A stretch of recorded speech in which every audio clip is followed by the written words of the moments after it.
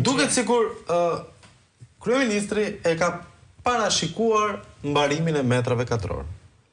Kur e fillon fjalin me kryeministri ka parashikuar, aty do me thënë të lë pa tekst, por si e ka parashikuar, na ndriço. 2 fjalë. Po. Paketa e maleve. Ti dole ke një nga temat e preferuara. Pra ai po i thot këtyre ndërtuesve që me vërtet mbaroi bregu, po sulju në maleve. I qepemi kodrave dhe maleve. Tani dhe në të njëjtin rast, më duket gjithashtu po e pamundur për pronarët, për fshatarët, për qytetarët e Shqipërisë që prapë mos kenë akses që t'ju zhvillohet prona e tyre.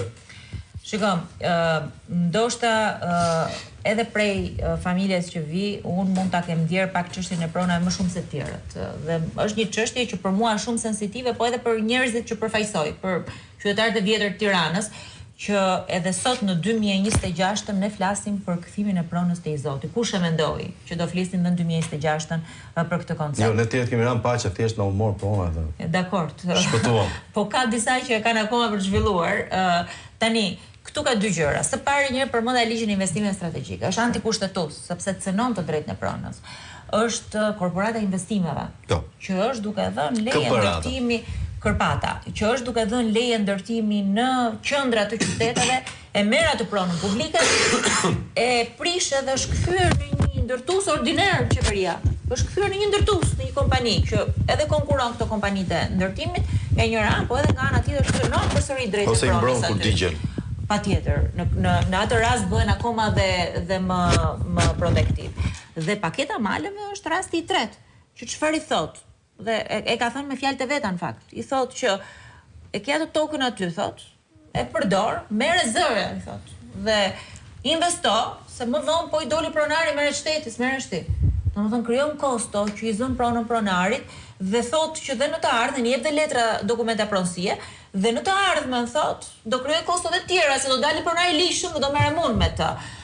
Unë nuk besoj që ka abuzim më të madh se sa këto 3 ligje. Ka pas një gabim Shqipëria që është ligji 7501, që për mua ka qenë një mënyrë atëherë ndoshta ishte menduar si një zgjidhje e mirë, se vinim nga një sistem komunist dhe ishte e vështirë që ta rregullohej marrëdhënien e pronës, po këto të treja hapin një konflikt të ri social. Ne jemi duke punuar që paketën e maleve ta çojmë gjykatë kushtetuese.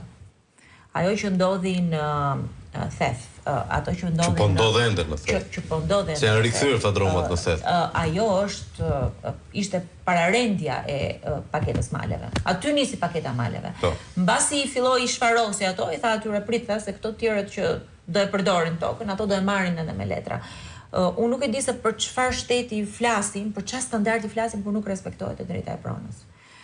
Me një grup kolegësh, kryesisht edhe të Veriut, jemi duke punuar për ta çuar paketën e maleve në gjykatë kushtetuese. Dua të kujtoj që ne kemi çuar dhe ligjin e 2015-s që qeveria bëri për pronat, për kthimin e kompensimit në pronën në gjykatë kushtetuese, na dha pjesërisht të drejtë atëherë gjykata kushtetuese, dhe mendoj që jemi në një situatë ku flasim që ditën pralla për integrimin evropian. Me ti s'ke sqaruar pronën? Jo, po të thuan çfarë realiteti, nuk është çështje se s'e ke sqaruar pronën. Ti ke shtetin që vjen ta zën pronën tani. Ti ke shtetin që të merr ta grabit, ta uzurpon.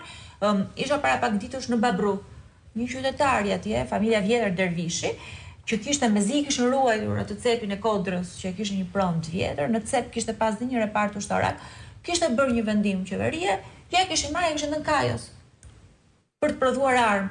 Ai tha, kam 35 vite, tha, mezi e ruaj, tha, mezi pres, shto dy ulli një ditë, shto dy ulli një ditë tjetër me idenë që ta kemë për përdorim për fëmijët. Kishin marrë me vendim qeveria, vjen shteti, ti nga mëngjesi dar, nuk flite për kompensim. Fare, do e marri pronën, do prodhojmë armë. Do me thënë, këtu dëgjojnë gjëra që nuk i dëgjojnë. Do prodhoj Roni armë. Unë nuk besoj që i dëgjojnë dhe Rusi. E kuptoj.